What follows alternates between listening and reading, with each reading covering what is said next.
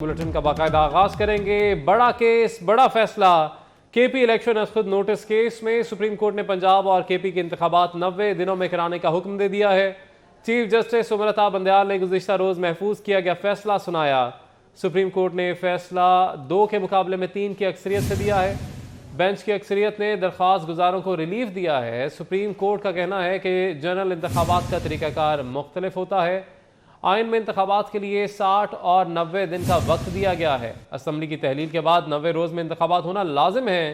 Punjab assembly governor के दस्तखत ना होने पर 48 घंटे में खुद तहलील हुई, जबकि केपी असम्बली गवर्नर की मंजूरी पर तहलील हुई। सुप्रीम कोर्ट ने कहा कि केपी में इंतखाबात के ऐलान का इख्तियार गवर्नर का है। सदर ममलिकत की जानिब से दी गई तारीख पंजाब पर लागू होगी। केपी में सदर की दी गई तारीख का हुक्म कल अदम करार। इलेक्शन कमीशन सदर और गवर्नर से मुशावरत का पाबंद है। सुप्रीम कोर्ट ने पंजाब और खैबर पख्तूनख्वा में इंतखाबात से मुतालिक खुद नोटिस का तहरीरी फैसला जारी कर दिया। 13 सफ़ात पर मुश्तमिल अक्सरियती फैसले में 2 सफ़ात का इख्तलाफी नोट भी शामिल है। तहरीरी फैसले में कहा गया है कि पंजाब में इंतखाबात के लिए सदर की दी गई तारीख दुरुस्त है। बताया गया कि सदर की दी गई तारीख पर इंतखाबात कराना मुमकिन ना होंगे। इसी पर बात करेंगे। हमारे साथ मौजूद है हमारे नुमाइंदे अमानत गशकोरी। अमानत, बताइएगा, तहरीरी हुक्मनामा जारी कर दिया गया है सुप्रीम कोर्ट का और 3-2 का ये फैसला जारी हुआ है। तफसीलात से आगाह कीजिएगा। जी, सुप्रीम कोर्ट ने पंजाब और खैबर पख्तूनख्वा में इंतखाबात से मुतालिक आज खुद नोटिस का मुख्तसर तहरीरी फैसला जारी कर दिया है। 13 सफ़ात के इस फैसले में 2 सफ़ात जो हैं वो इख्तलाफी नोट के हैं, जो कि जस्टिस जमाल खरमंदोखेल और जस्टिस मंसूर अली शाह ने तहरीर किया है। सुप्रीम कोर्ट का 3-2 के तनासुब से जो अक्सरियती फ़ैसला है उसमें ये कहा गया है कि खैबर पख्तूनख्वा में इंतखाबात की तारीख का ऐलान करना गवर्नर केपी का अख्तियार है और वो इलेक्शन कमीशन समेत दीगर जो स्टेक होल्डर्स हैं उनसे मुशावरत करें और केपी में इंतखाबात की तारीख का ऐलान किया जाए। जबकि पंजाब के हवाले से तहरीरी फ़ैसले में ये बताया गया है कि चूँकि पंजाब असम्बली जो है उस पर गवर्नर के दस्तखत नहीं थे जब वो तहलील हुई थी, तो उस पर सदर मुमलिकत के ये अख्तियार है कि वो इंतखाबात की तारीख का ऐलान कर सकते हैं।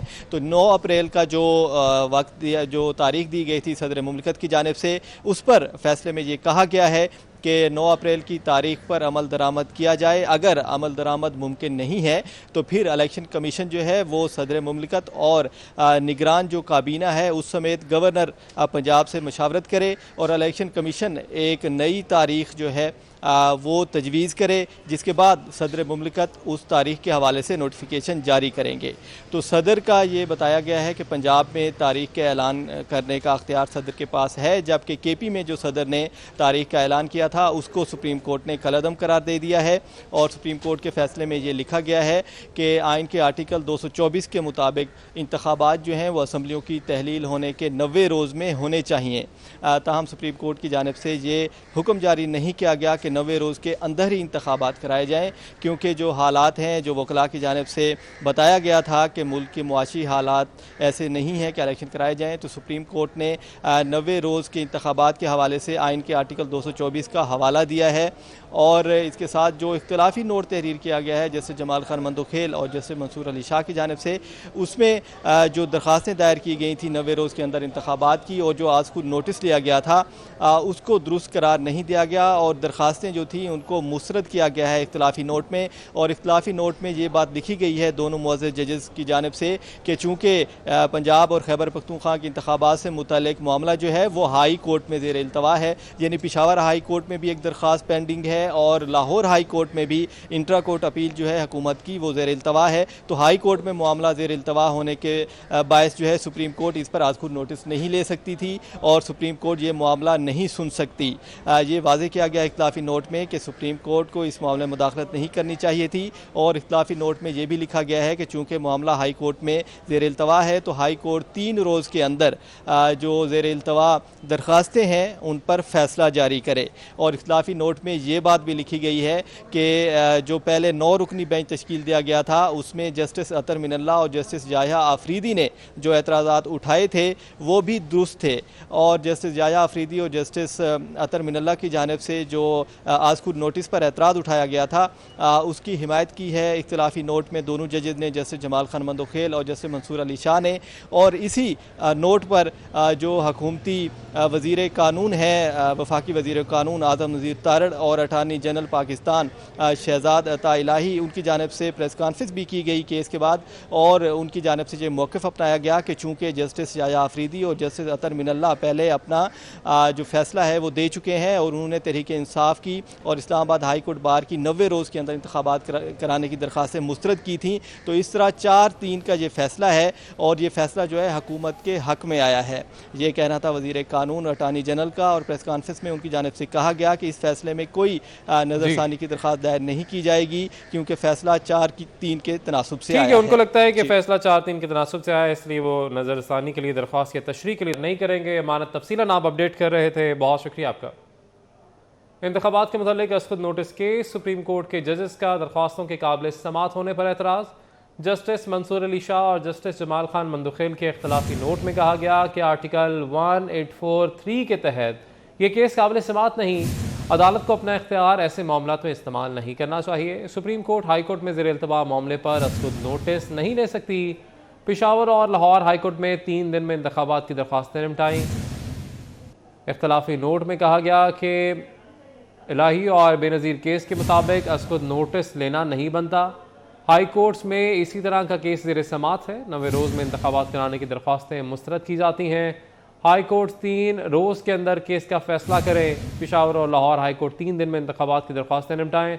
जस्टिस याया आफरीदी और जस्टिस अतर मिनल्ला के नोट से इत्तफाक करते हैं।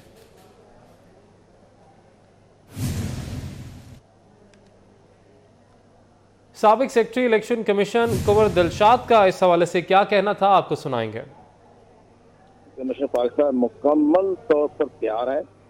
जो उन्होंने अपने तमाम होमवर्क मुकम्मल किया हुआ है। हल्का बंदियाँ पुरानी वक्त शुमारी के तहत हो चुकी है, इलेक्टोरल अपडेट हो चुके हैं। लेकिन सबसे बड़ी अहम बात यह है कि आज जो सुप्रीम कोर्ट पाकिस्तान का जो फैसला आया है, ये बड़ा इख्तलाफ, 2 जजों का इख्तलाफ और 4 जजों ने अलहदगी इख्तियार की। उन्होंने इस बेंच को तस्लीम करने से इनकार कर दिया। और अब साथ साथ ये भी है कि आइन के आर्टिकल 105 से मुतसादिम है। आइन का आर्टिकल 105 हुक्म देता है कि अगर सूबाई असम्बली की तहरीर होने पर गवर्नर तारीख देगा। अब यहाँ गवर्नर से बला होकर इन्होंने सदर पाकिस्तान को इख्तियार दे दिए, तो ये सारा मामला जाएगा आगे नजर सानी की अपील की जाएगी और उसको चैलेंज किया जाएगा। और उसके बाद ये होगा कि ये बहुत बड़े लार्जर बेंच में जाएगा। मुमकिन 9 जज हों, 11 जज हों। ये मुल्क की एक सूबाई खुद मुख्तारी का मामला भी बीच में आ गया है। तो मैं ये समझता हूँ कि आइन के आर्टिकल 105 से मुतसादिम है।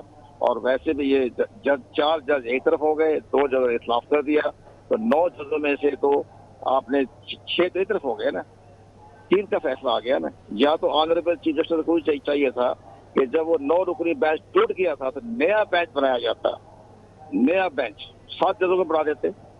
लेकिन उसी में से रिड्यूस करके जो बनाया गया बेंच, ये बेंच भी जो है ये भी एक सवालिया निशान है। अगर उसमें आगे 15 दिन या 10 दिन या 45 दिन या 48 दिन होते हैं, अगर 48 दिन से अगर कोई रिड्यूस कम हो जाए तो वो इलेक्शन कमीशन पाकिस्तान के पास इख्तियारात हैं, उसको वो आगे ले जा सकता है। इसमें कोई आईनी और कानूनी मसला नहीं है। ये तो इलेक्शन कमीशन के रूल में लिखा हुआ है कि इलेक्शन कमीशन तब्दील कर सकता है।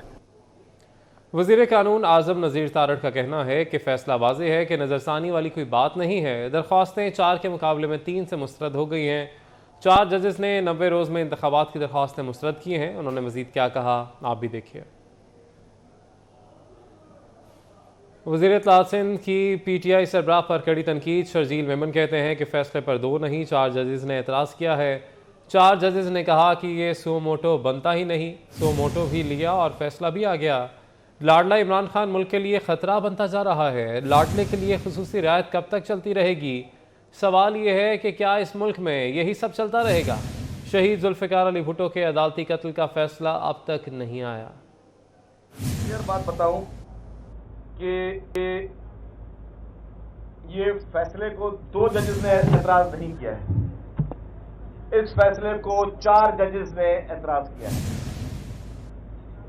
अगर आप देखा जाए और देखें तो 2 से ज़्यादा जजेस जो अक्सर जजेस हैं उन्होंने कहा है कि ये सुओ मोटो नोटिस बनता ही नहीं है।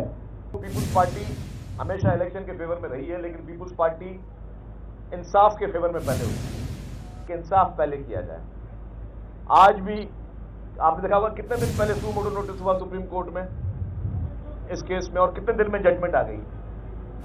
यूं मिनटों में यूं सुओ मोटो नोटिस और मिनटों में जजमेंट। लेकिन क्या इससे बड़ा फैसला आज भी पेंडिंग नहीं है? शहीद जुल्फ़िकार अली भुट्टो साहब का जो अदालती कत्ल किया गया, जिसमें मोहतरम आसिफ अली जरदारी साहब as the president of Islamic republic of Pakistan party बने और उन्होंने सुप्रीम कोर्ट में एक रेफरेंस भेजा जो अदालती कत्ल शहीद जुल्फ़िकार अली भुट्टो साहब गया।